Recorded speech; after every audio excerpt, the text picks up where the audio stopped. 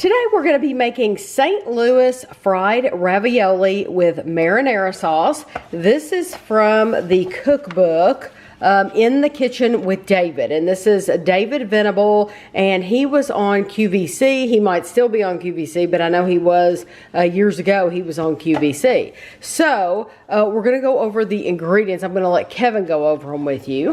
So you need 3 large eggs beaten, so I've already beaten them up. 2 cups of all-purpose flour, 2 cups of Italian-style breadcrumbs. You need a fresh ravioli. We got the Rana brand of cheese ravioli. You can get whatever brand you want, or whatever ravioli you want for that matter. You need some canola oil for frying, so we just have the Great Value canola. It doesn't really matter. You need a ½ teaspoon of kosher salt. We use the Morton. You need a ½ teaspoon of coarsely ground pepper, or just ground pepper, black pepper. You need a 1/4 cup of Parmesan, and then 2 cups of marinara sauce, and we're using the Prego marinara sauce. So the first thing we're gonna do is you want to get a pan ready to deep fry these. So we've got an electric skillet. I'll show you that when we come back. You just wanna put enough oil in there to deep fry and heat it up to about 325, 350 degrees. Okay, so first thing, I've got my marinara in a pan. You want it to be hot, so I've just got it in a pan on low just to warm up as I'm doing this. I've got my oil heating up. It's not ready yet, but it will be by the time I get done. I've got my beaten eggs, my flour, and my breadcrumbs, and a plate. So that's the order we're gonna go in. And I've got my ravioli opened, and this is what they look like. You're gonna take, drop it in the egg, and then I'm gonna drop it in the flour, and you want a wet hand to always handle the egg part. And I'm going to do it in flour, put it back in the egg, and then do the breadcrumbs. Now, I tried one with just dipping it in the eggs, then going into the breadcrumbs, and it didn't work. Like none of the breadcrumbs stuck to it. So it's like, well, how would you do that? So, so I think double dipping it into the egg mixture is a lot. It'll stick to it a lot better.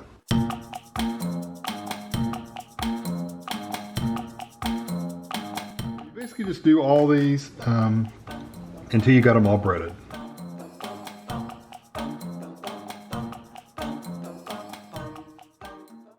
Okay, finally got them all breaded. It does take a little while to get them breaded. I've got a pair of tongs. I've also got a fork just so I can flip them over. We'll see what I need. I also got a plate with some paper towels on it, and yeah, we'll just go from there. So basically, I'm just gonna lay these in here and do probably, I don't know, 4 or 5 at a time. I'll see how.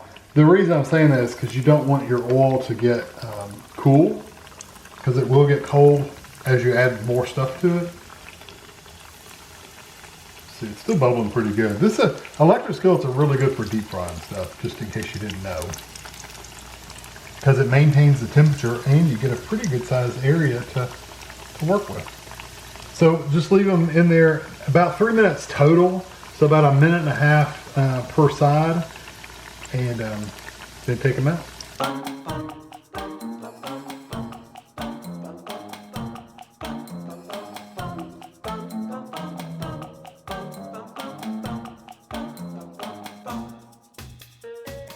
Kevin puts these on the plate. You're gonna put them out flat, right? Yep. Okay, my job is to sprinkle the salt and some pepper and some cheese onto each one.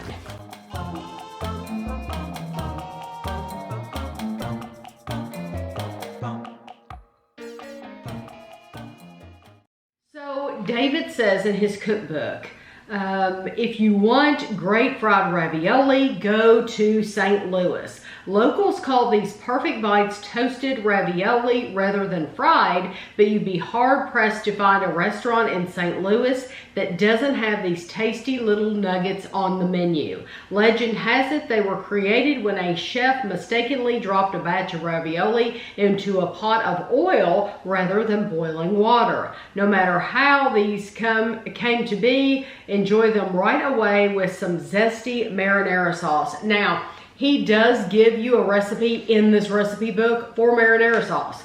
I wanted it to be easy. Somewhat easy. Yeah. Easy. So we bought marinara sauce, which I don't have an issue with. Some purists might, but I don't have any issue with it. This whole process reminded me of Ashley made some nachos. We made them for the channel, nachos, and she made them, the nachos themselves were made using lasagna noodles. Fried lasagna. Fried lasagna noodles. And this reminded me of that. Yes. I'm just going to try one without a sauce. Oh, okay, yeah. So these are full of cheese, but they make them with Italian sausage and I think spinach and all kinds of fillings. It kind of tastes like a mozzarella cheese steak. Mm-hmm. A little bit. Yeah. I'm gonna double dip because it's just us. It's just the two of us with all this food. Mm.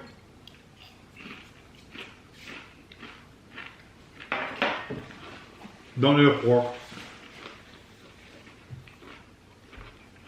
That is good. Mm-hmm. The breading texture reminds me a little bit of a fried green tomato. Mm-hmm. Kind of has that grainy, the breadcrumbs has a little bit of a graininess to it, mm-hmm.